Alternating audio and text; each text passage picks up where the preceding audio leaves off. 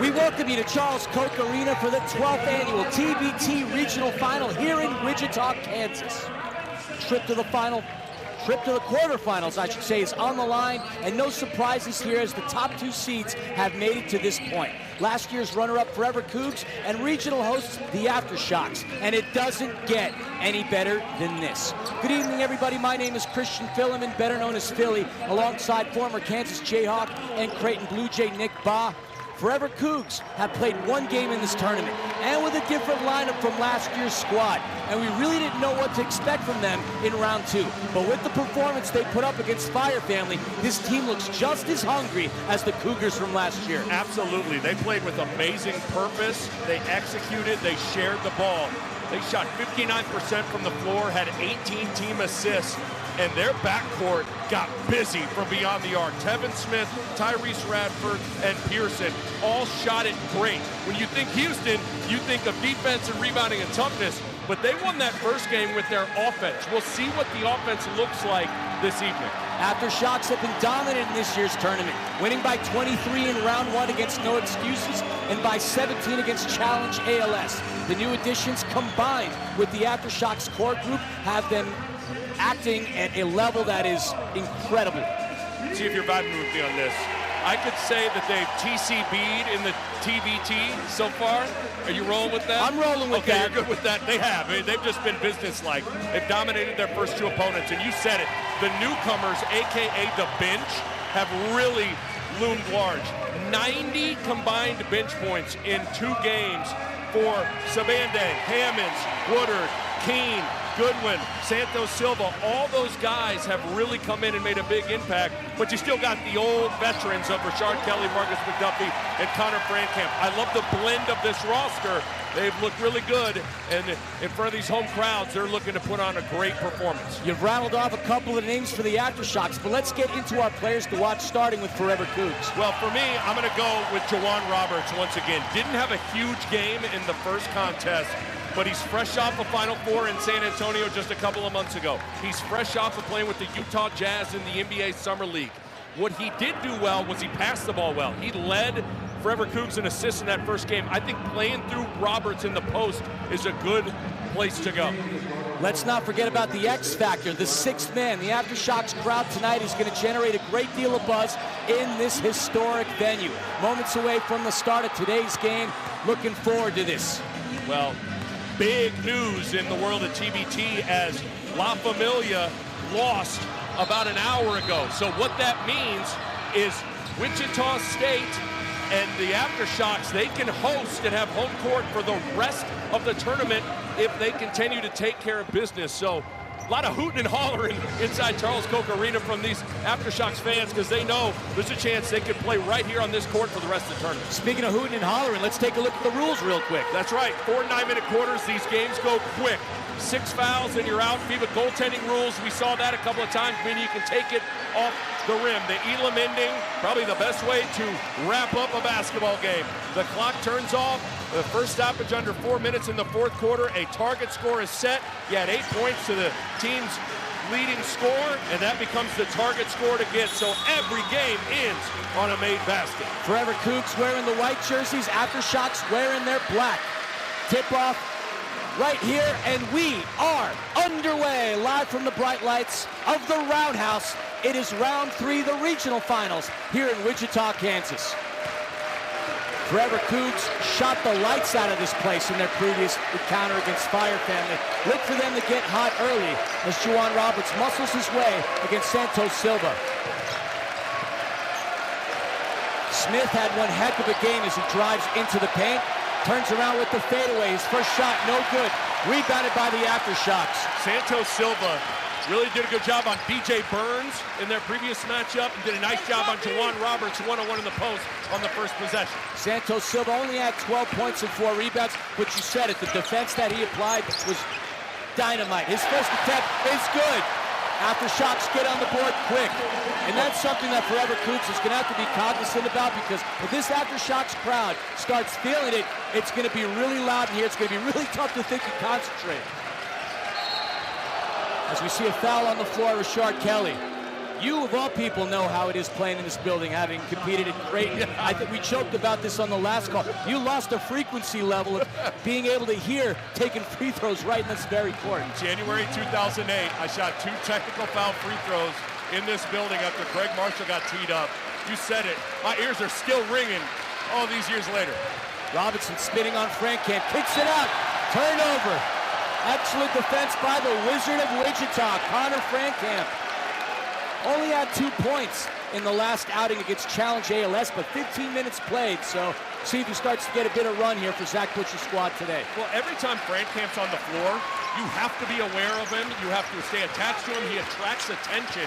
So even if he's not doing anything in the stat sheet, his presence makes a difference. Near turnover, and it is executed. Tyrese Radford with the steal, driving in on Frankamp, turns around, uses the window, and he scores the bucket.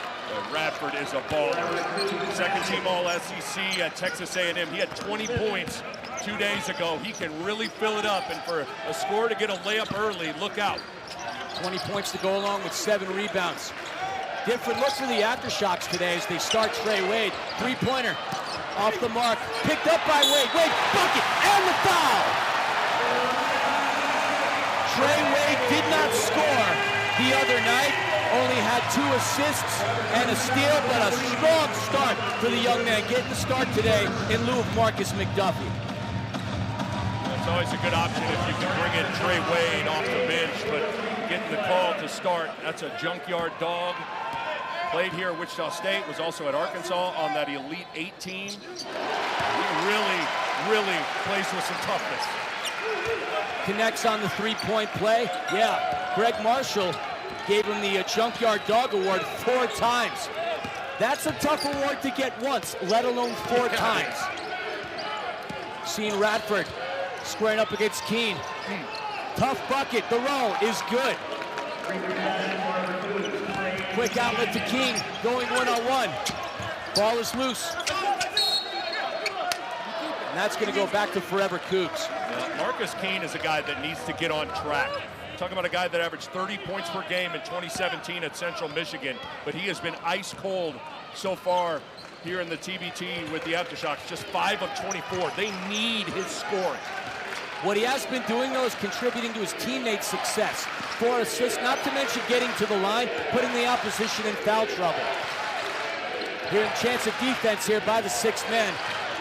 And speaking of 6 men, Philly, I don't mean to gush, but Santos Silva is doing everything right on the defensive end of the floor. What a good, hard, physical hedge, almost forcing a turnover. And this was a late addition to this roster, and what a pickup it was. Yeah, 6'7" out of Boston, Massachusetts. Ball comes into Radford. Radford driving in, using the left hand. Just as the shot clock expires, AfterShocks going on the run. Keene's gonna pull up for 3. No good on the 3 attempt. Santos Silva recovers it for the AfterShocks, doing all the intangibles. Pass into Kelly. Kelly gets his pocket picked. And that's going to be a foul going against Marcus Keene. You just felt the floor vibrate with the collision on the ground. Rashard Kelly could have just turned and faced the three-point line. He had a wide-open Marcus Keene. It's just the Forever Coogs active hands forcing a turnover. And off the bench now, Nike Sabande, who was the superstar in the last time out on the floor for the AfterShocks. Nike Sabande didn't land on your scouting report, fire your research analyst. The way he carved up Challenge ALS was a thing of beauty. And truthfully, the same could be said about Houston, Forever Cougars, Tevin Smith. 2 Titans of TBT have been sensational. And there's Sabande. What a game he had. Only 9 points in the first game, but he absolutely lit this place up the other night. Pass into Silva. Silva with the layup. I think when push comes to shove, I'm not so sure Nike Sabande isn't the most important player on this AfterShocks roster. Even though he comes off the bench, he was the 6th man of the year in the ACC with Pitt, so he knows how to get involved coming off the pine. Played with Zoo Crew last year. He was one of their most important players. three-point basket attempt is good. Picking up right where he left off the other night. Tevin Smith, he was 6 for 7 from beyond the arc the other night. 22 points. Kelly muscles his way in, getting past two defenders. Cannot get the basket. Rebounded by Trey King. King, big body, 6'7", out of Lexington, Kentucky. Ball comes into Roberts. Roberts against Santos Silva. Throws that one over the backboard, but he's going to draw the foul. Yeah, those one-on-one post-up opportunities, when Santos Silva's on the floor, they're going to play one-on-one in the post. They did it with DJ Burns. They're going to try to do it again with Jawan Roberts. So Roberts, who was more of a passer in the first game against Challenge ALS, he's going to have to be more of a scorer, I think, in his one-on-one opportunities. And now he's at the free throw line. Led the team in assists with 5 in the last game. 5 points to go along with 7 rebounds. Connects on his first free throw attempt. Substitutions checking in for the AfterShocks. In comes in Leighton Hammonds and Chavez Goodwin. Goodwin hit the game winner in the previous night's affair, putting the AfterShocks in this position against Forever Coogs. It was a total team effort, wasn't it, the other night for the AfterShocks? I mean, everybody that played made a pretty significant impact. Led, of course, by Nike Sabande, who had 25 points. Hardly missed the other day. 7 for 9 from the field, 5 for 6 from 3. Roberts cannot convert on the second free throw attempt. 8-7 with 4:37 remaining in the first. Not the up and down fast pace that I was expecting from these two teams. Both teams seem a little bit more calm and composed, trying to take jabs at one another like heavyweight fighters do in a prize fight. Sabande with the lane. Wow. Bucket, and it counts! Nike Sabande.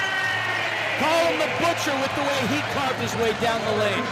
Philly, I hope people understand in person that change of speed for the hesitation was elite. He went from 0 to 100 in one step. That was incredibly explosive from Sabande. I jokingly said this a couple of times. It was a Houdini move. Now you see him, now you don't. You blinked, he's already to the rack with an opportunity to convert on the three-point play. Again, very good college player, 1,800 points. He's been in Finland, he's been in Greece, he's been in Spain, he's now playing pro in Turkey. I mean, this guy can play. Get an appendix for that passport with all the stamps that he has. Marcus McDuffie gets a nice round of applause. He checks into the game. He's been the AfterShocks' most consistent scorer. 10 in the first game, 10 in the second game. But what was his biggest contribution? 5 offensive rebounds. Pearson pulls up for 3. Offensive rebound by Smith. With the patience, he goes in up and off the window. And that's how Forever Coogs want to play. I think they want to keep this game a little more physical, a little bit more in the half court. Goodwin stepping up to set a screen for Sabande. Up top to McDuffie. McDuffie with Pollard on him, who just checks in. Keene spinning out of danger. McDuffie was open for a second. Keene drives in, tries to dump it into Goodwin. Recovered, though, by the Cougs. I thought Keene had a layup opportunity. A little too unselfish. Three-point attempt in the corner is good. Splashing it down is Nigel Pearson. Again, the three-point shooting, 12 made threes in the first game. Pearson was 4 for 7. Yes.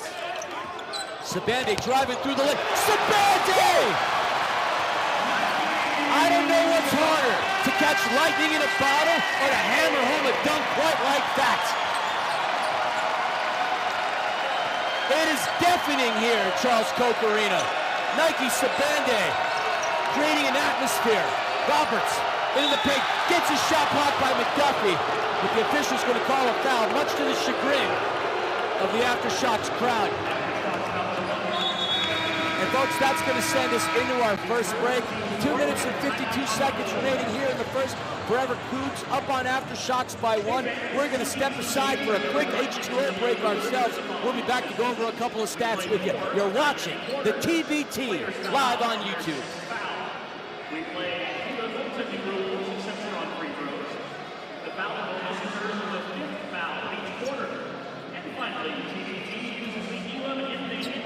At first dead ball with 4 minutes to go in the game, the clock shuts off and a target score is set by adding 8 points to the leading team's score Target score wins.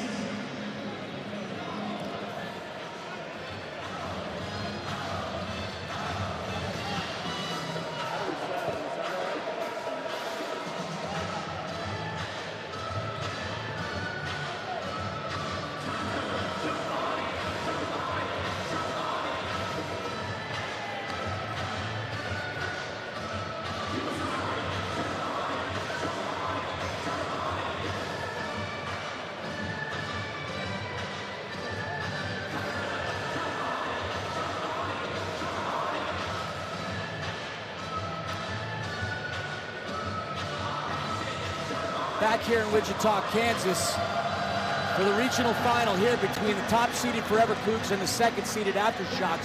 It's been a lot of back-and-forth action going on. Only a one-point lead for Forever Coogs. What are the stats that stand out for you right off the bat, partner? Well, I really think both teams have done some good things. Both teams are fairly efficient from the floor right now. Tevin Smith, Tyrese Radford, Pearson picked up where they left off in terms of their shot making for Forever Coogs. I think it's a great sign, though, for AfterShocks that Nike Sabande picked up where he left off in his 25-point outing in the win just 2 nights ago. So, you know, it's one of those back-and-forth games where I think both teams feel like they've done a lot of good things early on. Sabande, 3 minutes of action already, has 5 points. Well, if you're wondering, like we said, if the AfterShocks win this game, they are going to host the next round no matter what. It'll either be against Jayhawk Hoops, the Kansas Alumni team, or Heartfire. But if Forever Coogs were to win this game, they would have to wait to see what would happen in that Jayhawk Hoops Kansas Alumni game in Heartfire. If Kansas were to win, Forever Coogs would play in Kansas City. If Heartfire were to win, Forever Coogs would go to Louisville and play in Freedom Hall. A lot of mental gymnastics in that. I look at that hangover meme that you find on the internet with the zip, zip, zip, trying to figure out the quantum physics behind it. But this is truly one of those scenarios where AfterShocks control their destiny. To have home court advantage in an environment as splendid as this would be massive for the AfterShocks' chance at winning the TBT. McDuffie pulls up. And what a heads-up play. That's going to come off of the Coogs. James Woodard. High basketball IQ play there. Yeah, Keeping really, the ball there. Really high IQ. Not only to save it, and have the presence of mind to seek out where a Coug was at and throw it at him. Sabande, the inbound, over to Goodwin. Goodwin spins out of traffic into McDuffie, who has space driving through the lane. Gets his shot stuffed by Pollard. Excellent block by Devontae Pollard. Coming in off the bench, had 4 points the other night. Forever Coogs only went 2 deep. The pull-up jumper is good. Nigel Pearson's a bad, bad man when left open. Yes, he is. Texas State's all-time leading scorer, over 1,900 points. Well, you've always said if a player does manage to score over 1,000, it's going to get your attention. Oh, but closer to 2, unbelievable. Look at the crossover. The pass into Goodwin. Excellent play. Sabande to Goodwin. 2 points. Band-Aid's athleticism breaking down the defense has been spectacular. He's scored. He's distributed. Robinson into Pollard. Pollard driving baseline. Jordan-esque. Sticks with it. And he puts it back. 19-14 the score. Once upon a time in 2012, Devontae Pollard was a McDonald's All-American. This is a highly skilled and talented player. Pull up. Rebounded. Bucket is good. Leighton Hammond's a huge offensive rebound. And the offensive rebounds were coming by the dozens the other night. In fact, it was offensive window dominance against Challenge ALS for AfterShocks the other night. Pearson finds a gap, kicks it out to King. Gonna reset the offense for Forever Coogs. He's gonna pull up from outside the arc. Toilet balls out, rebounded by Goodwin. I'd keep the ball in this guy's hand. Get him a ball screen, let him get downhill. Driving through, drawing contact. The foul's on the floor. It'll be interesting for Zach Bush. He's done the AfterShocks head coach. He's done a pretty good job rotating guys in and out. They really haven't been tested yet. So as this game stays close, I wouldn't be too eager to take Nike Sabande off the floor for the remainder of this game. No, and Santos Silva coming in, obviously with the addition of Trey King for Forever Coogs. Two very wide-bodied athletes going at one another. Sabande trying to find an open man. Stolen by Roberts. Great base on out-of-bounds defense from Forever Coogs. Switching, active hands, really good. Screen set, Pearson drives down the lane. Pearson tried to go at the right. Picked up by Santos Silva. Under 30 seconds to go within the first quarter. About a 4-second differential between game clock and a shot clock. Marcus McDuffie airballs it, but draws the foul. I just will never understand that. You see it so much more now, Billy. People fouling three-point shooters. I mean, you got to have some body control, and to just barrel into Marcus McDuffie, it's a mental mistake from Tyrese Radford. He's going to have an opportunity at the line to draw this game closer, possibly tie it. First free throw attempt, rattles out. McDuffie, 6'8", out of Paterson, New Jersey. I say that with a great deal of pride, having lived in New Jersey myself for a little while. Product of St. Anthony's, coached by the legendary Bob Hurley Sr. Had a great career here for the Shockers. First team Missouri Valley Conference in 2017. Second team All-8 AC in 2019. Competed with the Pacers in the Summer League. France recently. We go on and on about the talent level of Marcus McDuffie.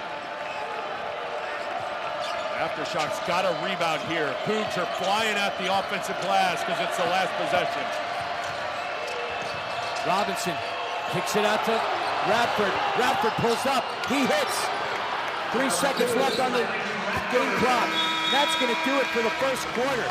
Exciting action back and forth between the two sides. Forever Coogs go into the first break. Up by 4. 21-17 your score.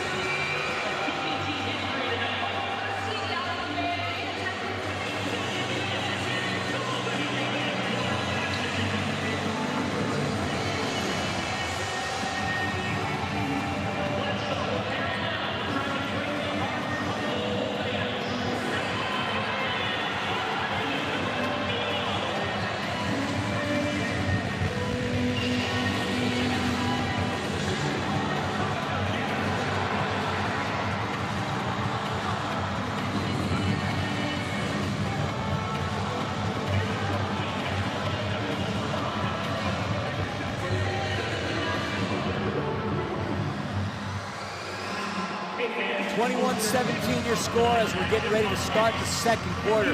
Very balanced attack by Forever Coogs.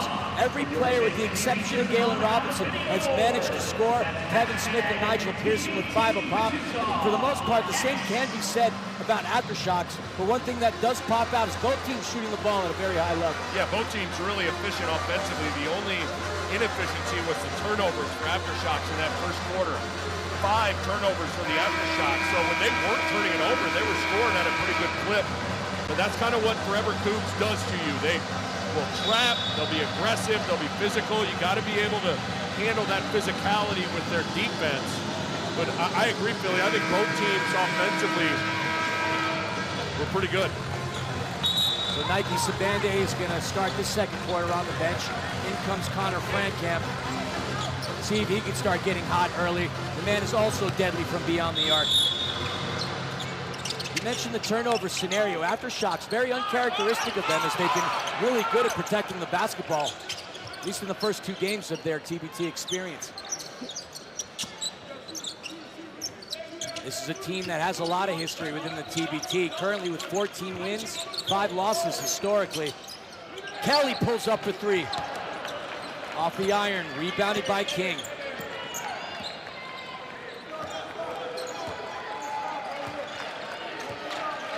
As a reminder, this is the regional final. The AfterShocks win. They'll have home court advantage the rest of the way through. Rebounded by Santos Silva. Outlet to Woodard. Woodard 9 points the other night. Goes over to Kelly. Kelly to Frankamp. Right into Santos Silva. Quick with the turnaround. Santos Silva. He's terrific, hasn't he? Defensively is where he's made his mark, but offensively picking and choosing in spots. Again, you're talking about a guy that started every game as a senior at Texas Tech. Played at Texas Tech, Virginia Commonwealth. Not only basketball, he's a dual athlete playing football as well. That's a big boy, isn't it? Seriously. I think I could fit into a shoe by myself. Excellent jumper by Pearson. That's basically where the score has been, hovering around 4, pretty consistently for the Coogs. Largest lead, though, at 5. Checking in, and this is the first time we're going to get to see him on Forever Coogs. Derek Griffin making his first appearance in TBT. Another dual sport guy. Once upon a time was a 4-star wide receiver commit to Miami, but qualifying issues led him to Texas State. Big-time athlete. Santos Silva takes him to the rack. Home cooking for the AfterShocks is pretty darn good around here. Santos Silva going up against Griffin, 2 former high-level college football athletes. Pearson dumps it in. The kick out to Pearson. Pearson pulls up for 3. Offensive rebound nearly acquired by Radford. That's going to go back to the Shocks. Fortunate, that could have maybe been a foul on Hammonds, blocking out Radford. Sent him to the turf, or the hardwood, I should say, but they're going to let him play on. There's one thing that's been established in these TBT is the official is going to let you play a little bit. Well, with $1 million on the line, the last thing you want to see is ticky-tack, hand-check style fouls. Amen. Not to mention for the viewers at home, wide open. Excellent move. Just could not get it high enough off the window. It's Leighton Hammonds. Great effort from Radford to scream back and contest the layup. Speaking of Radford, it's going to reset the offense. Trying to go towards Juwan Roberts. Driving down the lane. Gets the ball poked away from him. Woodard does not have the numbers. Kicks it out to Kelly. Kelly's going to pull up for 3. Offensive rebound. Ball is loose. Picked right back up by the Coogs. Outlet to Roberts. Roberts to Radford. Griffin's going to get his touch. He'll try to muscle his way into the paint. Gets his pocket picked. Into Woodard with the layup. Talk about some team chemistry. Looking over at the sidelines. AfterShocks head coach Zach Bush loving it. Trying to get this crowd involved. Nick, the home court advantage has been a plus for the Shocks. 60 of the TBT has held games in this roundhouse. Great facility. Behind the back is Roberts. Cannot silence the crowd. Connor Frankamp amongst a group of sequoia trees pulls down the rebound. Hammonds with no one in his face. Tries to splash it down. Offensive board. Frankamp for 3. Batted right back out. The second chance opportunities coming up here for the AfterShocks. Frankamp, the Benson, Santos Silva. Santos Silva scores. Much needed timeout for Matthew McDonald and Forever Coogs. Santos Silva, a couple of hustle plays. And a nice surge from the Shocks. Santos Silva having arguably his finest game. He was doing the intangibles the first 2 games, controlling the opposition's big man, getting the rebounds, doing the dirty plays, trying to draw fouls, but now he's been a scoring threat. In fact, he leads all sides. He's in double figures. Get this, at a whopping 5 for 5. If the maths, that's 100%. 5 for 5, Marcos Santos Silva.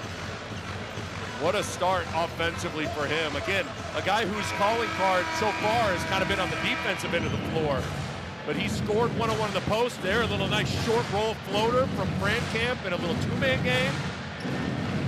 And the crowd is into it now.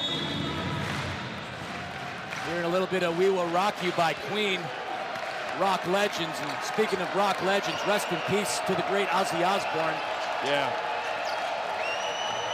Driving down the lane aggressively is Galen Robinson, and he's going to draw the foul, but he's still on that deck. He hit the floor hard. Keep in mind, Forever Coogs, pretty short bench, especially in that backcourt.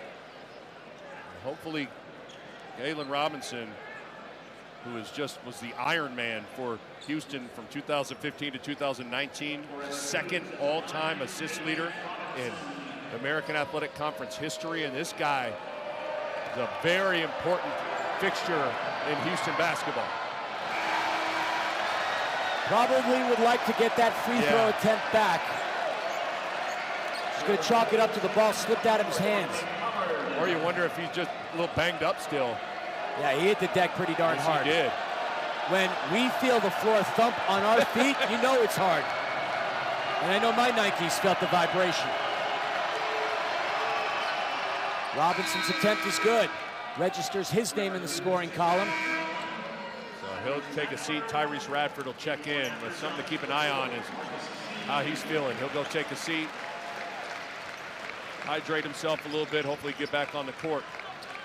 Marcus Keene checks back into the ballgame for the AfterShocks. Keene, that scoring champ in 2017. He pulls up for three. Marcus Keene with the trifecta. He has to put his fingerprints on this thing offensively. He's been ice cold, 5 of 24 from the field coming in. Look at the defense by Santos Silva, but Pearson finds space, dumps it into King. King draws the foul. Boy, pretty good baseline cut from Forever Coogs. And when you get aggressive, whether it's a hedge and two get on the ball, you cannot stand on that weak side. And Trey King didn't sit there and just watch. He was able to cut, now he's at the line. First attempt at free throws is good. This has been a good game. It's what we were expecting. Yeah. When you got number one versus number two, you can't expect anything less than a battle of this magnitude.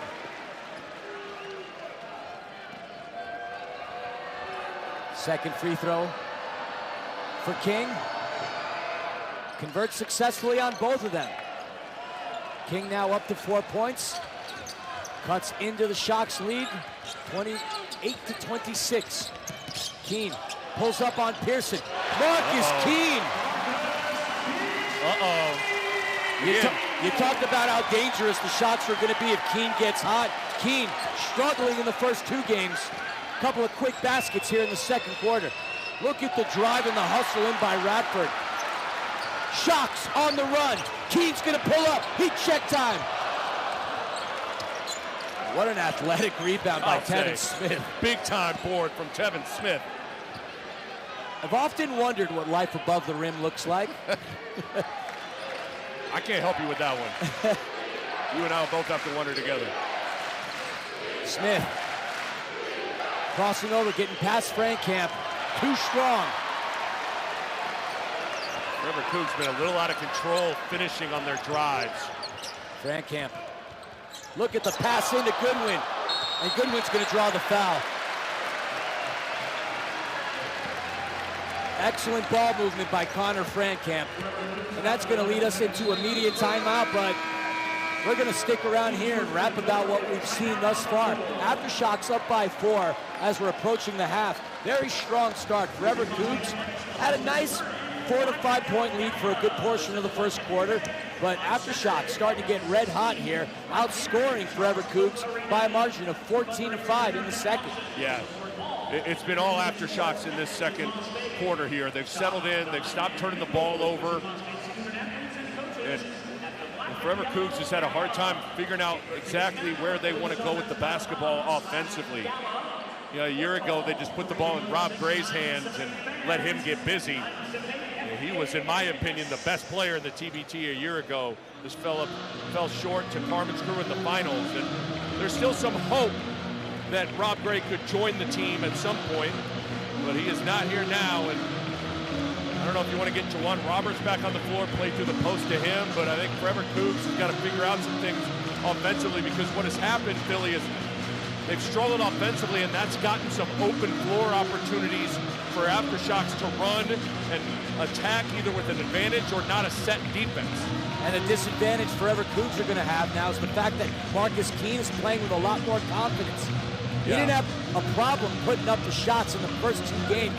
But you mentioned it, only 5 field goals. Most of his points coming from the charity stripe, but he's coming out red hot here in this game. And look, it's next person up. We've had so many different players contribute offensively. Previous game was Nike Sabande, Santos Silva really leading the charge here, but this AfterShocks team a lot deeper than Forever Coogs, but Forever Coogs has some assassins on their roster. No, it's a good point though with Keene. We talked about how he struggled. He was 2 of 16 from 3, and again, you're talking about a guy that led Division I in scoring in 2017 at 30 points per game. That's what he does, and that's why they put him on this roster and went out and recruited him to be able to score. And he's not been able to do that yet, except the last couple of minutes here, he's starting to get that look in his eye. Shooter's going to shoot when Shooter gets red hot. Really tough. When that basket starts to look like a marble getting thrown into the ocean, you're unstoppable. And Philly, it's good to see Galen Robinson back on the floor. Took that hard fall, went to the bench for a little bit, but number 25 in white, the point guard leader for this group, back on the court. We're going to help them in every way imaginable, offensively and defensively. I mean, with how deep Houston's roster, Forever Coogs' roster is, I mean, if he was hurt, they'd have to start looking into the stands for other members to potentially join the team. Offensive rebound by Kelly. Frankamp thought about pulling up for the 3 for a moment. Back over to Kelly. Keene with the bigger Trey King on him. 8 seconds on the shot clock. Pulls up off the dribble. Look at him go! The mayor of Splash City today, Marcus Keene, buries the tray. Got the switch, hit him with the cross and knocked it down. What a huge bucket. Smith, who was lights out the previous game, been kept very quiet for the Forever Coogs. Robinson with the spin and gets the roll. That's what good point guards and savvy guys that have been through it all can do. Crowd gets loud, they get calm, and he just was able to go one-on-one and make a play. Talking about a guy that started 119 games for the Houston Cougars. There's nothing he hasn't seen on the basketball court.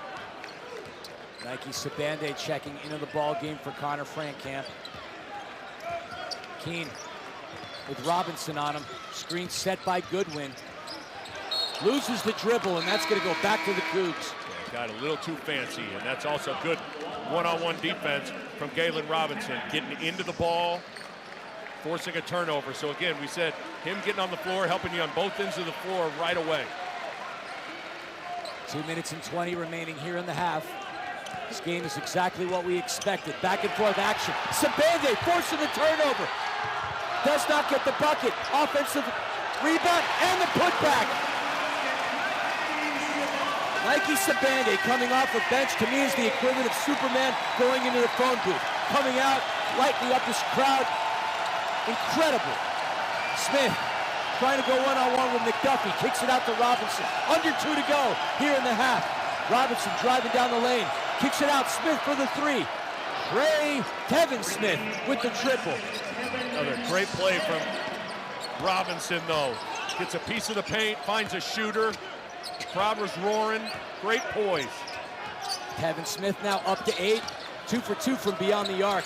Another man that you can't leave open. Look at Keene go. Marcus Keene! Man, that's actually pretty good defense for Trey King. He runs him off the line, makes him work. But good offense beats good defense every day of the week. And King just so much quicker with his hesitations and his ball fakes. Driving into the paint, bucket, and it counts. Galen Robinson with the silencer. He has been just that. It's a good way to put it. He has just silenced the crowd for the last 2 or 3 minutes, making everything happen offensively. 37-33 the score. Robinson 5 points on the night.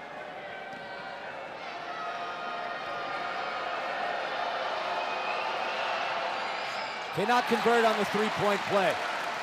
See if they go back to Keene and let him try and get in switch and get busy. Keene, 4 for 6 today. 2 for 4 from beyond the arc, 10 points. Sticking with it. Over to Santos Silva. Kicks it out to McDuffie. McDuffie driving in. Dumps it into Santos Silva. Santos Silva, he converts yet again with that left hand. Pretty from Santos Silva. What a performance. 6 for 6. 12 points on the night, leading both teams in scoring. AfterShocks are going to get the ball back after this attempt. Splashes it through is Tyrese Radford. His first three-pointer of the game. Boy, Trevor Coogs has shown some toughness. This building keeps on wanting to just erupt and keep on having an answer. Got a lot of noisemakers in this building throughout the years. Elvis Presley being one of them in the 70s. The kick out, Sabande wide open for three. Nike! Just do it, baby! Swishes it through. Final attempt, it counts if it goes. Nike Sabande with the triple to close things out here in the half. AfterShocks go into the locker room up by a score of 42-36. We're seeing a lot of points scored between these two teams early on. What a second quarter from the AfterShocks. 25-15, they won that quarter, but Trevor Coogs did a decent job hanging in there, but Marcus Keene erupted. That was some pretty good basketball for 2 quarters. Don't go anywhere because this second half is going to be electric. Folks, we're going to get up, take a break ourselves. H2O for us. You obviously have the jurisdiction at home to what you decide to consume there, but like my partner, the legendary Nick Slick Boss says, we'll be back in a moment. We got so much more basketball here from the Roundhouse in Wichita, Kansas.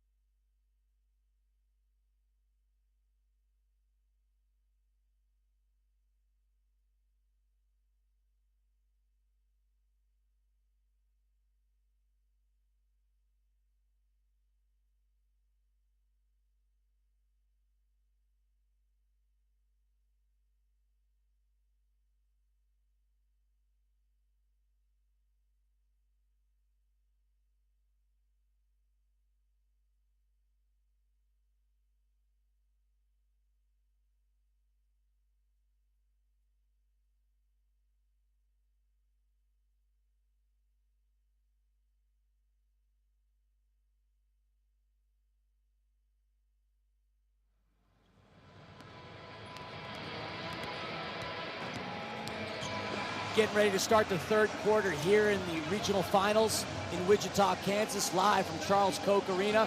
Christian Filliman and Nick Baugh on the call with you.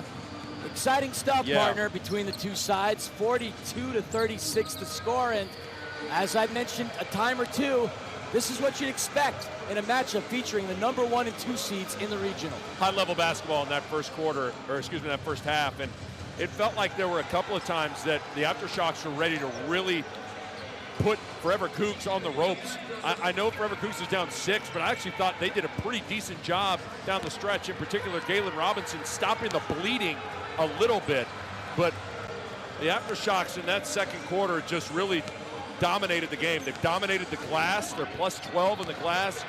I think one of the things that's revealing itself, I think the AfterShocks depth is really wearing on Forever Coogs. They are just bringing wave after wave after wave of fresh bodies, and not just fresh bodies off the bench, capable bodies, guys that are coming in and making plays, making things happen.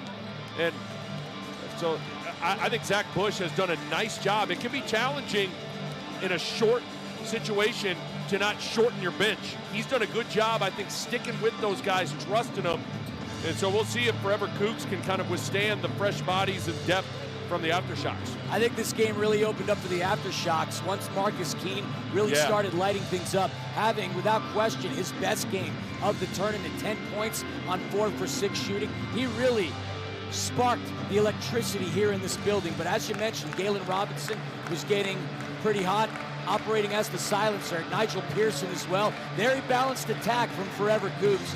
Kevin Smith, the leading scorer of the team, but he hasn't had many touches or many shots. If he starts getting hot from outside, Forever Coogs is going to be real tough to contend with here in the second half. The other guy that's been incredibly quiet is Jawan Roberts.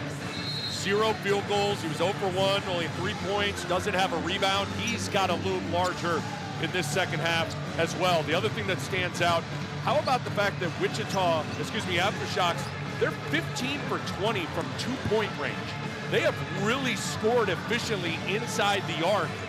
And so Forever Coogs got to do a little bit better job keeping that ball out of the paint and contesting.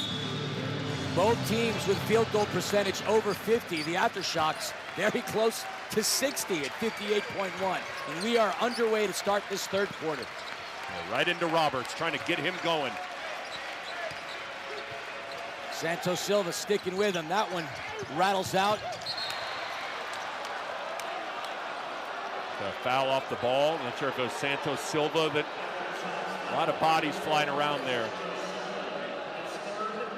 But I think that's a window into what Matthew McDonald's thinking about. First possession, wanted to get Roberts a touch. Got to get him going. He got a decent shot, just missed it. Robinson set to inbound. Opts to go to Roberts. Roberts to Robinson. Wide open was Radford. 8 seconds to go on the shot clock, trying to get past Frankamp. The spin, puts it up. No good. Rebound, though, by Trey King. King's going to restart the offense for Forever Coogs. Trying to go one-on-one himself. A whole lot of air on that attempt. That's a pretty out-of-control shot. Great effort from Trey King to get that offensive rebound, but a sweeping sky hook. Probably not the shot that Forever Coogs wanted. 1 for 4 on the night so far, 4 points. Well, it's where if you're Marcus Keene, you know what's hard as a player? You were hot in the second quarter, but you got to kind of trust and let the game come to you. You don't want to get too thirsty and too anxious here and go and just hunt and cast the first shot you can. But at the same time, if I'm Zach Bush, I'm trying to get a ball screen for Keene, get a switch, and let him go make a play. The good thing is he doesn't have to shoulder the offensive workload because Santos Silva with 12 and Sabande has 10. He's going to pull from NBA range. The tip over to Wade. 3-point opportunity. Almost gets sandwiched in between the rim and the backboard. Boy, mental mistake to give Keene that wide open of a 3. That can't happen if you're Forever Coogs. Driving down the lane is Robinson. The kick out to King. King. Offensive rebound, Roberts spinning, and he hits. Boy, that's the 3rd or 4th offensive rebound in the first 2 possessions for Forever Coogs. They got punked on the glass in that first half. And the bounce pass in from Keene to Santos Silva draws the foul. How he managed to thread it through that needle to even find Santos Silva was impressive.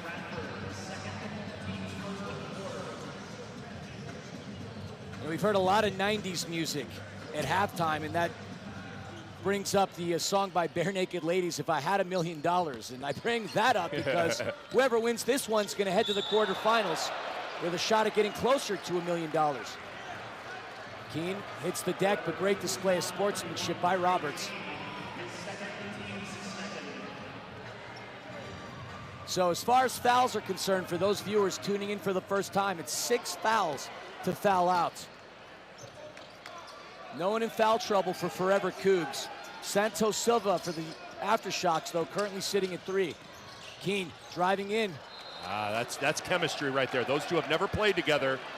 Frankamp probably needed to float down to the corner. Keene expected him to do it. Frankamp stayed attached on the wing. That's chemistry and lack thereof, resulting in a turnover. So now can the Coogs capitalize on that turnover? Game is close, the drive in. Too strong off the glass, rebounded by the AfterShocks. Kelly on the run, the pass. Intended for Wade, but intercepted by King. Robinson has a screen set for him, runs into Wade. Over to Smith. The bounce pass back to Smith from Roberts. Intercepted by the AfterShocks. Telegraph pass easily picked up from Kelly. Frankamp with Santos Silva setting the screen. Quick dish to Kelly. Kelly looking to dump it down low. Santos Silva. Boy, just some bad possessions here for AfterShocks. Turnover number 9. A little disjointed to get things started. Looked like another example of that chemistry that you were mentioning. Not sure who Santos Silva was trying to get that ball to. Wade and Frankamp come off. Back into the game is Sabande and Hammonds. But again, this is where your bench is good. You're a little flat, not sharp. You go to your bench, you're able to bring in some fresh bodies that can change the complexion of this thing. The head coach of the Forever Coogs, Matthew McDonald, not too many weapons. Thought they had about 15 players to begin this tournament. The pull-up from King. King hits. That's good offense. Bring it down, big man. He hits the triple. He can do that. Kind of a stretch 4, can do a little bit of everything, but he can knock it down with his feet set. Cuts that lead into 1. Keene sticking with it, gets robbed by Robinson. Diving for the ball. And that's going to be a jump ball with the possession arrow favoring the AfterShocks. You know, the coaches always talk about first to the floor. Galen Robinson was the first one to the floor for that loose ball. He's a large dude, and Santos Silva on his back, too. We heard in the coach's commentary a couple of nights ago how every possession is worth $1 million, and that's so true. It is. It can't get any more intense than that, and I've jokingly said it. If you can't get excited about $1 million, well, then I applaud you. Give me a call, let me know how you do it. 5:44 remaining here in the third quarter. Sabani trying to go one-on-one against King. The step, the turnaround, picks up his dribble. Kelly with the shot. Kelly cannot get it through. Halfway down the cylinder. The basketball gods deny him as that ball comes right out of the basket. Robinson into the corner, 3-point attempt. No good. Ball is loose, recovered by Kelly. Kelly has been solid on the window today. He usually is. Keene. The pass in. 3-pointer, no good. And a fortunate bounce for Hammonds as he was wide open.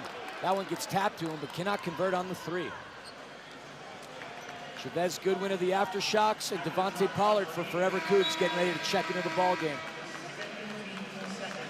AfterShocks yet to score here in this third quarter. And we're right around that halfway mark in the quarter, and we've only seen 5 points. A surprise. And Philly, we've been talking, these games go fast, and all it takes is a 2, 3, 4 minute lull, and you're in trouble. But Forever Coogs has got to take advantage of this right now. The pull-up. That's going to come out of bounds. AfterShocks recover.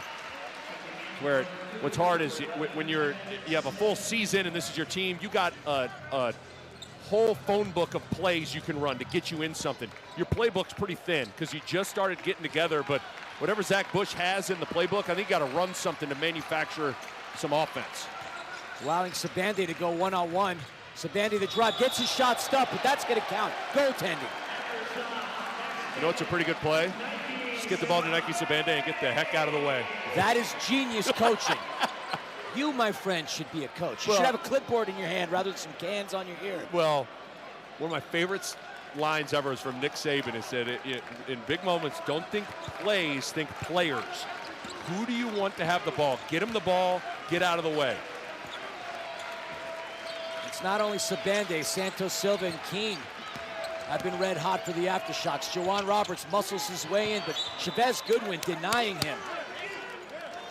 Chavez Goodwin gives up a decent amount of size on Roberts, as Roberts a little wider bodied, but Goodwin played him very well in the paint. Roberts just can't quite find his offense. He's gotten shots that he likes. Quick inbound to Pollard. Pollard picks up his dribble, opts to go to Pearson. Screen set from Roberts. Pearson going to the rack. Picked right back up by Sabande. 3-point lead for the AfterShocks. Foul on Pearson, and you could read his eyes. Nonverbal communication, a big factor there. His eyes said a million words. He wasn't thrilled about that call. No, he was not. That was right in front of us, too. And to the point where they almost unplugged our iPad. That was close. Very close. Been a couple times I thought we were maybe going to get a player in our lap. Not like what happened in that game the other night against Boeheim Army. And you know, we are D3. I mean, right on the scorer's table. Woodard trying to go one-on-one against Pollard. 5 on the shot clock. Woodard off the window is good. Woodard extending that AfterShocks lead, 46-41. 5-point ball game with 3:33 remaining in the third. And 2 bench guys coming off. DePine, Sabande, Woodard in the game. Bucket, bucket. Crowd loving it here. The drive in. Wow. Shot gets blocked, but the foul. Tyrese Radford found a seam and concretely punched his way through it. Folks, media timeout here with 3:22 remaining. We're going to take an H2O break. You should too. But stick around because we're looking to crown a regional winner today here at the Roundhouse in Wichita, Kansas. Back in a moment.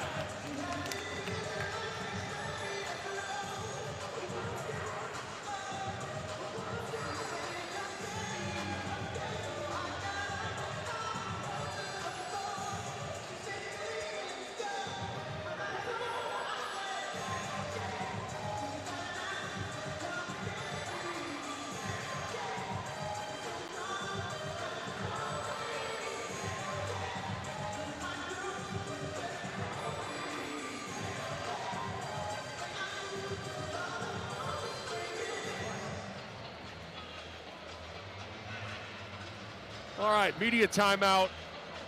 That's 46-41.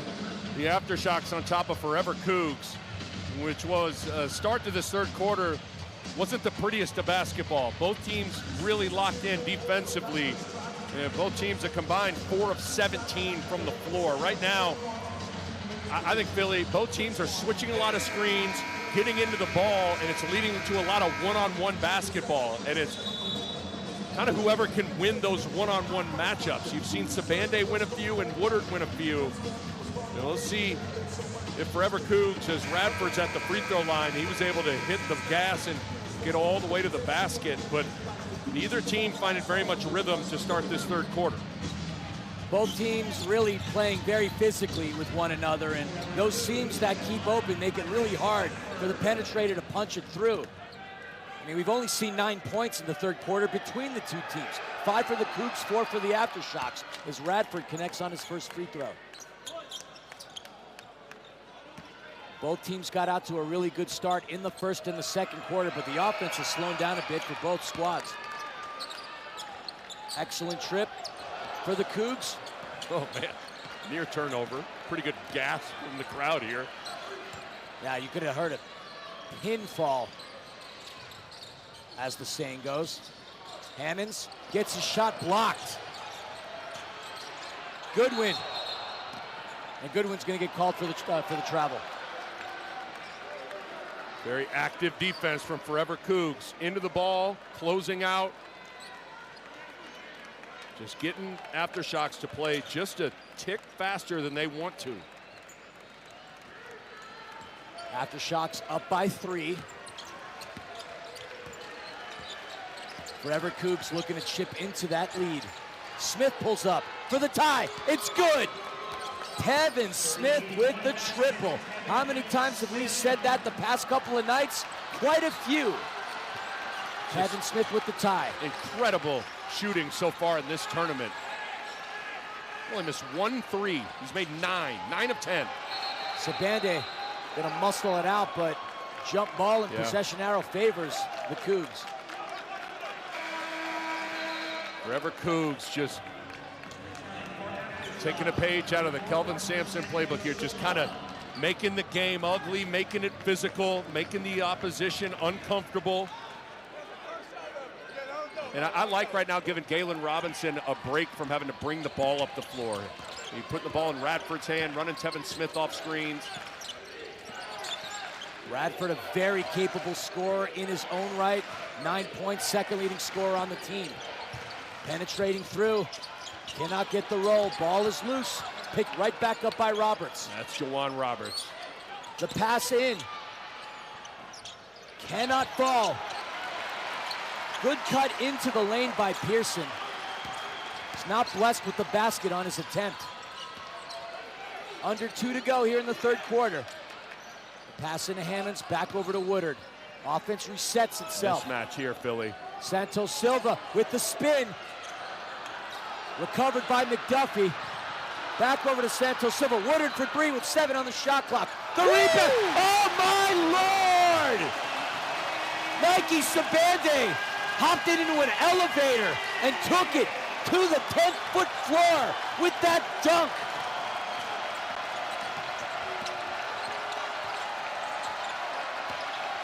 Driving through, Roberts. Basket, and it counts.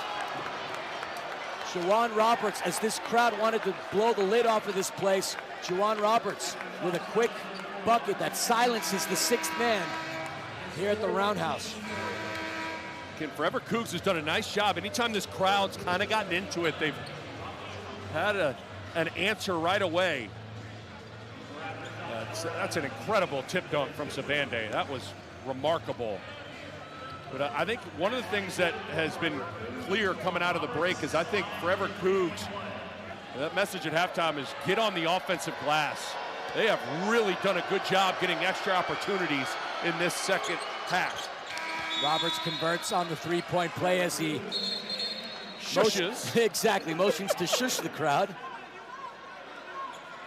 And I don't think that's anything that you're going to want to do to a crowd of this magnitude. Yeah, well, if there's one dude that ain't scared of anybody, it's Jawan Roberts. Oh, that's for sure. He could take on the entire building if he really wanted to. And he just exemplifies everything that Houston Cougar basketball is all about. Toughness, rebounding, defense. You got a lot of guys that played for Kelvin Sampson over there that are very comfortable in an environment and a situation like this. Kelvin Sampson has done amazing work with the Houston program. Yes. Really quiet since the 80s, since that run with Phi Slamma Jamma, but he's given University of Houston alums a reason to be happy and proud about their basketball team. What they've done in the past couple of years has just been unbelievable. And this Forever Coogs side, last year were the finalists, runners-up, ever so close to cashing in that $1 million check, but Carmen's crew, the winners of last year's TBT, had other thoughts. Sabande, who's just been a crowd pleaser. Keene trying to pick up a bucket here, right around the free throw line. Marcus Keene still feeling it. Hit a lot of those mid-range jumpers. Even though he's small, he's able to stop on a dime and rise up. Keene up to 12. Under a minute to go in the third. Pearson had Pollard open momentarily. Driving on Sabande. Ball is loose, picked right back up by Pollard. Pearson for three. Najo Pearson. Another offensive rebound, Philly. Whoever's going to win that war could potentially win this game. Keene for three. This place would have exploded if Marcus Keene hit that triple. Shot clock is off. 20 seconds remaining here in the third quarter. Forever Coogs going to look for one final shot before this quarter gets put to rest. Keene, acutely aware of Robinson, stepping in front of him. Robinson going to draw the foul.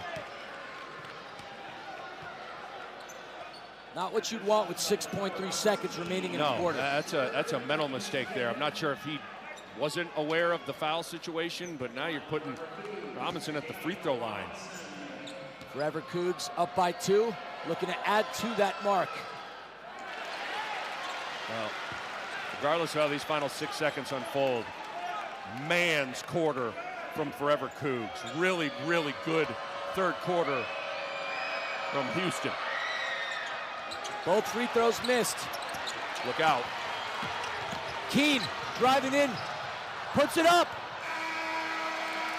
And he goes down on the deck. No foul called, a wild shot as the third quarter comes to an end, but Hammonds and Goodwin lift him back up. Thankfully, because if Keene would have gone down with the way he's playing, that would have been problematic. 52-50 the score.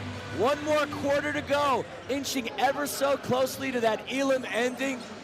And boy, are we gonna have a classic one on our hands here in Wichita. We're gonna take a quick break, back in a second.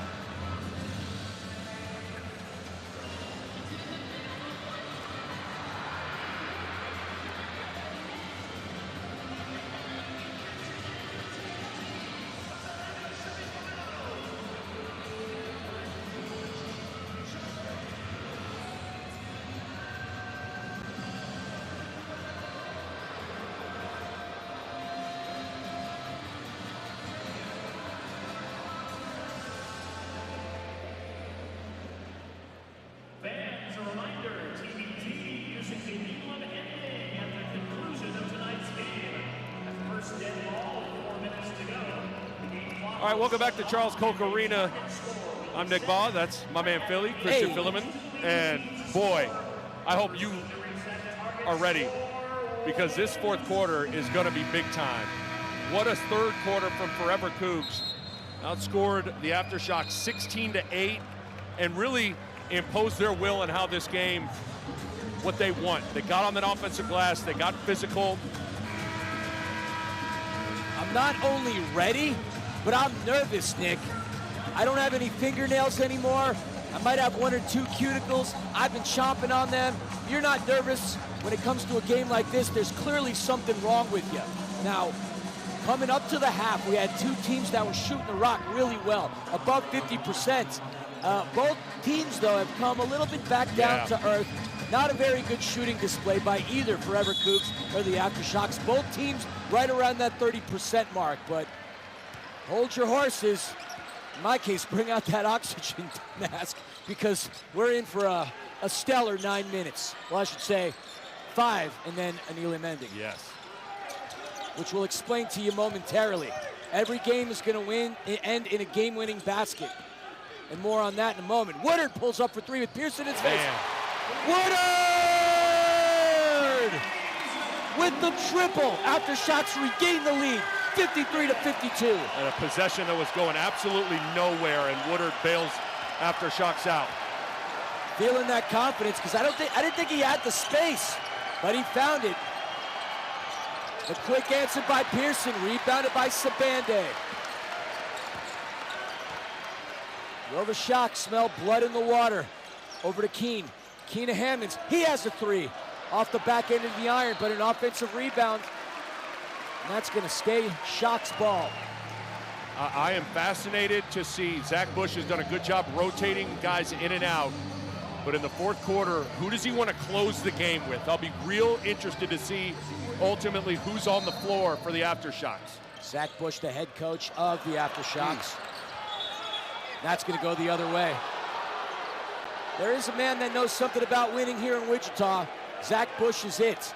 5 years with the Shockers between 2012 and 2017. Part of that Final Four team in 2013. Part of that 35-1 season the following year. Currently the head coach at Mays High School. And looking to add to those coaching accolades here in the TBT. Radford and Coogs slowing things down, looking to set up some offense. Radford driving into the paint. Rebounded by Sabande. Poked away. And the flush by Radford. Crowd wanting a foul. In fact, the crowd shocked that there was no foul. You saw a hockey-like shoulder check on Sabande. A lot of contact. Well, the refs are letting him play. Keene to Hammonds. Hammonds with the triple. Leighton Hammonds lighting it up from beyond the arc. What a play from Keene. He's been hot, but he makes an extra pass for the open one. Robinson back over to Radford. Pollard setting the screen on Sabande. The drive in. The kick out. The three attempt from Pearson. Wow. Two players hitting the deck there. And that's Hammonds, and I believe Trey King. Might have been the one to wrestle down Hammonds as they were just in a UFC fight for that rebound.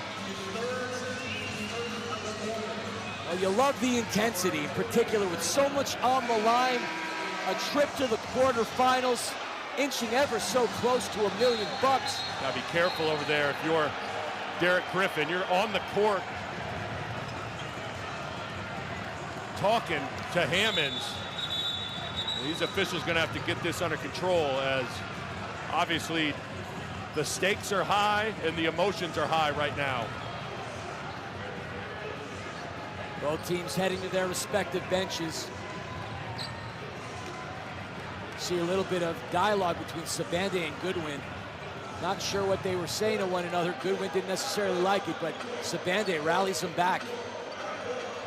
See if there'll be anything with the officials here. I hope nothing. Well, sometimes you want to call technical fouls to maybe calm everybody down, but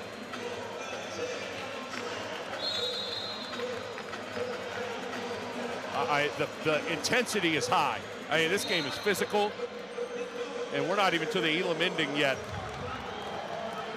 I mean, even with both of us being upwards on that fourth floor in terms of age, there was $1 million on the line. I don't know about you. I'm diving after everything. I don't care if I pull a groin.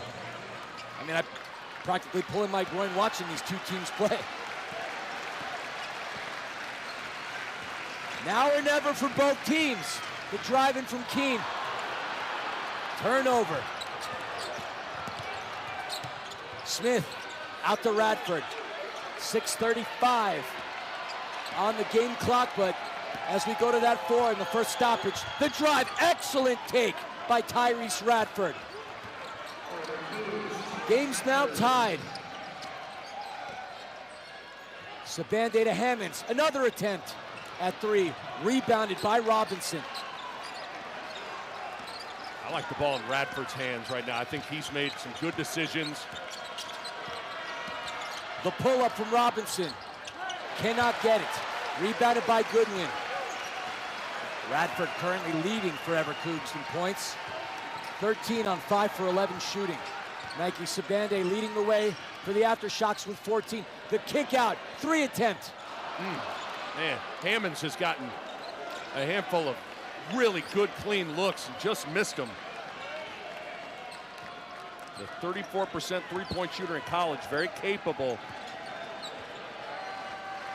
Forever Coogs gonna bring in Pollard. And that's gonna be a foul on Sabande. And the AfterShocks gonna have 3 players check in here, as we see Kelly, Santos Silva, and McDuffie getting ready to come back in. Again, I don't envy Zach Bush's situation. It's a good problem to have, but nevertheless, it's a predicament on figuring out who you want on the floor to close the game. He does have a lot at his disposal. And that's going to be a foul on Pollard. We'll call that tactical, as that would have been an easy fast break. That's so smart from Rashard Kelly. Just baited Forever Coogs into throwing that ball, jumped it. 56 apiece. Exciting game of basketball. Seen a fair amount of blowouts in this building in the TBT. This is one of those exciting close games that you and I have the honor and privilege of calling. Sabande pulls up for the triple. You see Pollard elevating through the air, pulling down the board.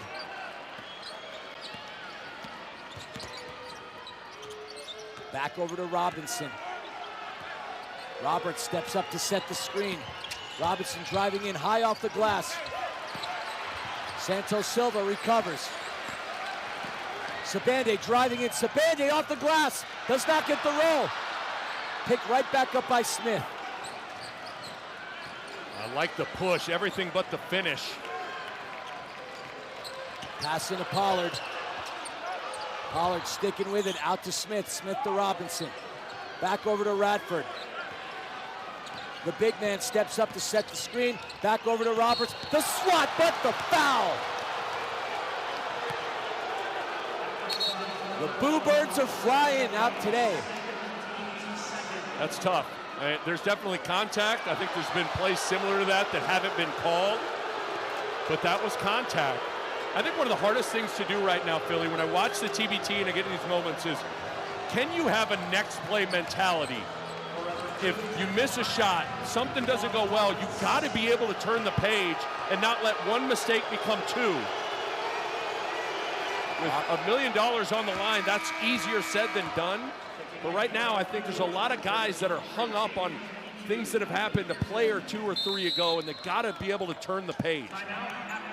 And the AfterShocks opt for a timeout, trying to ice Juwan Roberts, who's been very good from the free throw line today, 5 for 6. The vast majority of his points have come from the charity stripe. Yeah, he's, again, 0 points in the first half, and he's slowly but surely chipped away and put his fingerprints on this thing. 9 points, 5 rebounds. He's been good in those short roll situations. He's been good in the offensive glass. Too important of a player to be as quiet as he was in that first half. And one thing he's also been very solid at is setting those screens, allowing his guards to be able to penetrate and drive through. Agree. It's a good point. You said good, strong, physical screens. Oftentimes, if you're getting opportunities in that short roll, that means you're setting a good screen. He's done that. Forever Coogs haven't had the hardest of time slashing through and driving in the basket. Just a matter of being able to finish. You can tell the AfterShocks game plan has been more so to press out to that three-point line and force Forever Coogs to drive in and finish at the rim. Haven't seen a lot of scoring here in the second half. No. All the points, or the vast majority of the points, came in the first 2 quarters, as the intensity level and the physicality have picked up here. And you're talking about a guy at the line that just a couple of months ago played in the national championship game, Juwan Roberts. Pretty cool to see him out there, isn't it? Super cool. We've had a lot of really exciting moments and players to watch. DJ Burns was part of the Final Four of that NC State team, along with DJ Horn. Roberts can't convert. on the second attempt. You can't hold it all the way to the Elam ending, so AfterShocks gonna attack here. Sabande out to Keene. Keene's gonna pull up from NBA range. Off the front end of the rim. That was, as you would say, a man's rebound by Trey King. Let's see if we're gonna call timeout when you get under 4. Not sure if Pearson sees it. Pearson kicks it out.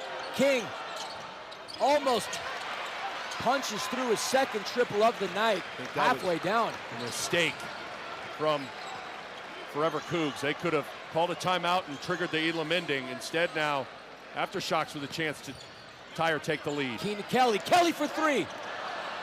Rebounded. Basket attempt. But the foul is drawn by Marcus McDuffie. With 3:42 remaining, with that stoppage in play, that's going to bring us to our Elam ending. I think you're going to shoot the free throws first. And then that could, because obviously this could impact what the target score is here. Absolutely. We'll explain what all that means right after McDuffie's trip to the charity stripe. Converts. Just a mental mistake, Philly, from Forever Coogs. I thought they should have held the ball, called timeout when it got under 4. McDuffie successful, 2 for 2. That puts the Shocks up by 1. And we're heading to immediate timeout. It's going to be Elam ending when both teams take the floor. And that probably serves as a really good time to explain what the Elam ending is. Partner, why don't you take us through? Yeah, first stoppage under 4 minutes in the fourth. The game clock shuts off. 8 points added to the leading score, which in this case is the AfterShocks with 58. You add 8 points to it, that gets to 66. So 66 becomes the target score. First team to get to 66 wins the game. And so this game will end on a made basket, whether it's a 3, a layup, a dunk, a jumper, or a free throw. This game, as all games in the TBT do, will end on a made basket. And so Forever Coogs could have held the ball, gone up 1. Instead, they don't. And McDuffie's able to get 2 free throws to go down. And here we go. This Elam ending is going to be rated R. Parental advisory. You better watch out. There's some grown men on the floor for this one. It has been physical, and I anticipate it to be even more physical in this Elam ending. The Elam ending, named after a Ball State professor, Nick Elam, which was first used in the basketball tournament. That's the acronym for TBT back in 2017. And just a fantastic way to end a game. It's drawn so much attention that even the NBA started utilizing it in their All-Star game back in 2020. 66 is that score, 58 plus 8, the math. All right. AfterShocks going with Rashard Kelly, Santos Silva, McDuffie, Sabande, and Marcus Keene to close this thing out. Galen Robinson, Nigel Pearson, Tyrese Radford, Jawan Roberts, and Trey King on the floor for Forever Coogs. Here we go. It's going to be a slugfest. Game so close. Nigel Pearson hit the Elam ending for Forever Coogs in their previous encounter. Chavez Goodwin had the game-winning basket for the AfterShocks last game. Who's going to be the hero? Who's going to don the Superman cape? Who's going to move on to the quarterfinals? Roberts, no good on his attempt. There's Santos Silva. Jump ball. Possession arrow favors the Cougs. Every possession, so critical. We've said how everyone is worth $1 million. Every rebound is going to be an absolute war.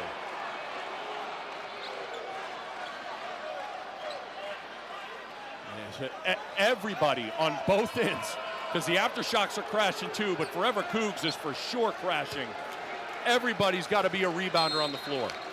Robinson set to inbound. Had a hard time, turned it over a moment ago on this. Stolen by Keene. Keene to the rack with the lay-in. That's 2 turnovers on baseline out of bounds situations from Forever Coogs. The out-of-bounds plays have not been efficient for Forever Coogs. Listen to this crowd. The pull-up with the friendly roll. Pearson quiets down this building. Just had an answer time and time again. Oh, you can feel the anxiety. Sabande, the hero the other night, over to Keene. Keene back to Kelly. Sabande going down to the paint. Santos Silva. Santos Silva, like he's done all night, using that left hand. What an amazing performance from Santos Silva. 7 of 8 from the floor. 14 points. Only 4 points separate the AfterShocks from a trip to the quarterfinals. Pearson looking to take Santos Silva. He's going to pull up. Santos Silva gets his hand on it. And that's going to be a foul going against the Coogs. Santos Silva doing it all.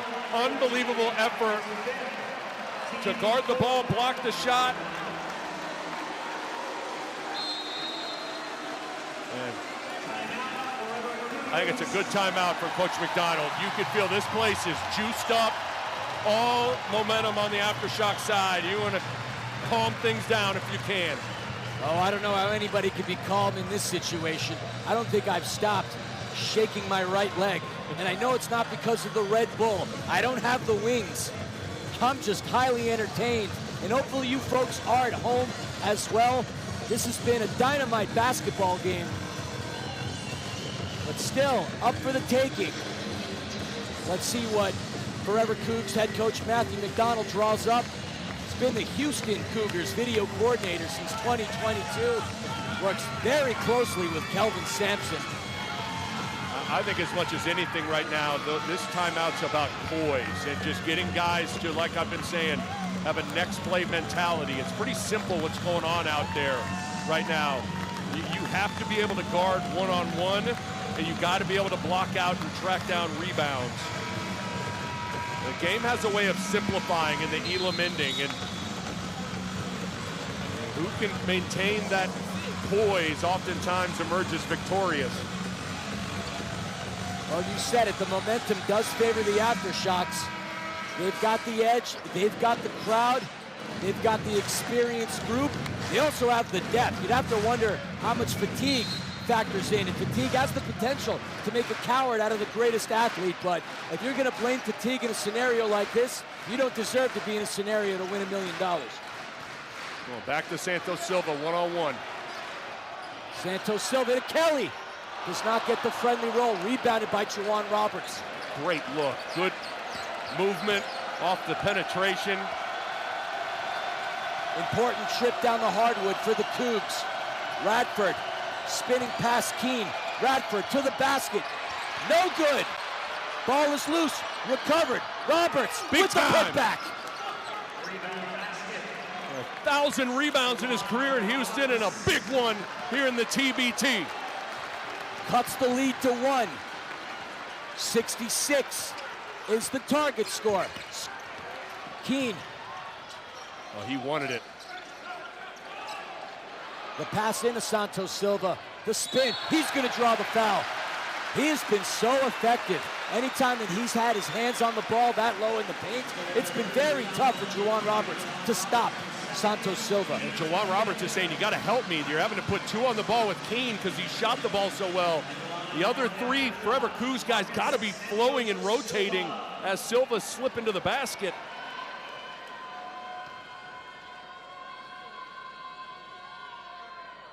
First free throw is good. It's about as quiet as this building has been for that split moment. 63-61.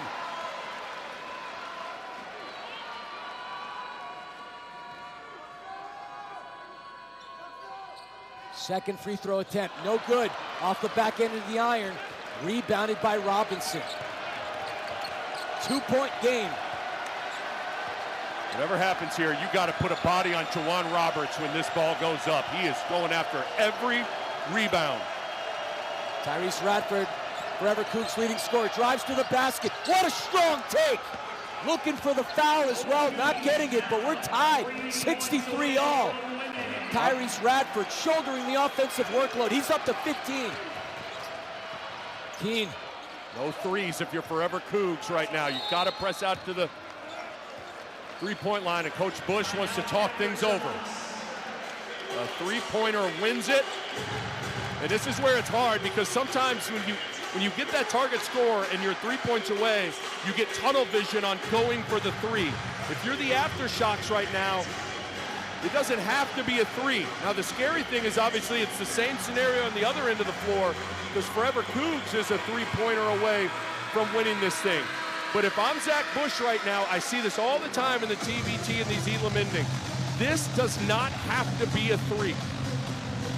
If you get a good open lane to the basket, you get an opportunity to get 2 points, take it. And trust your defense. But obviously, if you are Forever Coogs, you are in a total no threes allowed mindset defensively. For Forever Coogs, the man to keep an eye on when they get the ball back would be Tevin Smith. He's perfect from beyond the arc. 3 for 3. Gotta get it in. Pass into Keene. This is what it's all about. Keene's gonna pull up. Game winner if it hits. Let's go! Marcus Keene with the game winner. AfterShocks win. This place is bedlam. The volume level is through the roof. In fact, the roof of the roundhouse has just exploded. Marcus Keene took it upon himself to say, I got this. Buries the most important triple that he's buried in this entire tournament. AfterShocks win. What a game. Oh my goodness. He was 5 for 24 in the first 2 games. But did he erupt tonight or what? 7 of 13 from the floor. A little crossover, refusing that ball screen, and a tough contested three advances the AfterShocks. Incredible, my friend. I'm just blown away by how awesome this game was. I mean, you can credit the timeout to Zach Bush. Not entirely sure if that was the play that he wanted to draw up, because that was a quick ball into Marcus Keene. Yeah. But when you're feeling it, again, is that marble going into the ocean. He's 3 for 8, finishes with 17, but what a triple that was. Well, what we talked about it. In these moments, it's not about plays, it's about players. And Keene has been electric tonight with his shot making off the bounce. And so Zach Bush says, let's just get the ball to Marcus Keene, get him a high ball screen, and let him figure it out. And figure it out he did. The AfterShocks, what a night. La Familia goes down, home court advantage opens up, and the AfterShocks control their destiny in terms of playing in this building for the rest of the tournament. You have to credit the addition of the new players. Yes. Because the AfterShocks have had a core group of players that have been together with one another for quite some time. But the additions of players such as Nike Sabanda have been so crucial. And he had an incredible game the night before. Santos Silva had his best game of the tournament. And then Marcus Keene, who was struggling shooting the basketball, only making 5 field goals in the previous 2 games, went 7 for 13 today, 3 for 8 from beyond the arc, 2 boards and assists. But that triple, the most important 3 in this young man's career, possibly up to this point. You said it, though. Part of being a TBT staple is you got to be able to retool that roster in the offseason, and AfterShocks has done that. They don't win this game if they don't go out and recruit some big-time players, and one of the biggest fish that they landed was Marcus Keene. He had struggled the first 2 games, but man, oh man, was he good here tonight. I can't express how difficult of a shot that was, Philly. That is a left to right crossover, 25 feet, pretty good contest, but good offense beats good defense every day of the week. Marcus freaking Keene. Incredible. I mean, that's your t-shirt right there. You might have to get it trademarked. Marcus freaking Keene, a titan of the TBT now with the way he's performed. And credit to the coaching staff. You could say that, hey, young man, maybe slow down a little. You haven't been shooting the ball very well. You're passing it, you're drawing the fouls. But clearly, they felt all the confidence in the world, Zach Bush and his staff, to let Marcus Keene do his thing, and do his thing he did. Best game of this tournament for him, no question about it. That's a good point. To stick with him, for everybody to stay, hey, keep shooting, stay aggressive, and it pays off now. So, again, now Sunday evening in this building, the AfterShocks will host either Heartfire or, could you imagine what this would look like? Or Jayhawks Hoops, Kansas. There's a world where it is Kansas alumni, Wichita State alumni. For people that understand the dynamics in this state, that is, there's no love lost between those two programs. And it will be rocking in here regardless of who it is. But if it is Jayhawks Hoops, they play tomorrow night in Kansas City. Get your popcorn ready, because that's going to be a heck of a game. Oh, heck of a game indeed, and it's been a heck of a tournament. Sad that the region has come to an end. This is our 50th game collectively from the TBT. Hard to believe that there's only 10, well at this point, 9 games left before a winner gets crowned. I know, it goes fast. It goes by really fast. I feel like it just landed here from LAX not too long ago, but here we are, having called 6 games together. Partner, I just want to say it's been a joy and a blessing getting to work with somebody as legendary as you. I've had the time of my life. Any final thoughts before we get going here? No, I couldn't agree more. Enjoyed sharing the headset with you, my man. This is a great tournament. I love it. It has been chaos and fun to watch, and this was as entertaining of a basketball game as I've been able to call for the TBT. So I hope everybody had as much fun watching it as we had calling it, because that was pretty spectacular basketball. It's illegal to have as much fun as we've had over the past couple of days. I've had the time of my life. Shout out to the powers that be for the TBT. Shout out to the wonderful staff here at Charles Koch Arena. Everybody has been incredible. Our producers, the stats guys, the SID, everybody here on this campus, the security, incredible. It's been such a joy. Thank you so much. On behalf of myself, Christian Filliman, better known as Philly, and Slick, Nick Baugh, we want to say thank you so much for tuning into the basketball tournament, TBT on YouTube. And yeah, you'll get to hear Nick on the call on Sunday. Everybody, enjoy the rest of your week and have a good night.